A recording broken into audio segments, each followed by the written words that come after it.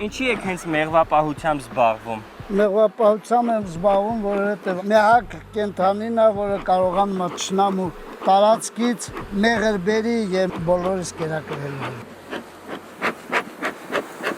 Հիմա մեղուները դաշտում են, որովհետև թեթակում քիչ են։ Ահա, բերք եմ բերում, բերքի համար գնացել եմ Աշխատանքի են, էլի։ աշխատանքի մեջ նայ։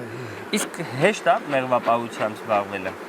Դե պիտի մեղուն հասկանաս, որ կարողանաս պահես։ Ահա մեղրակս։ Կա։ Հո, տեսեք, այսքանը փաստորեն մեղր է։ Իսկ ստեղ էլ կլցվի, հա, այս դատարկ հատվածում էլ կլցվի։ Ձակերը երբ որ դուրս գան վերջանա, ձակերը դուրս գալուց հետո արդեն ինքը նորից մեղր է լցելու։ Տակ մեղր կա, բայց չի սիրեկել, բայց սիրեկելով գնում է, այսպես վերևից նա այդպես սիրեկելով գնում։ Շատ ախորժալի տեսք ունի։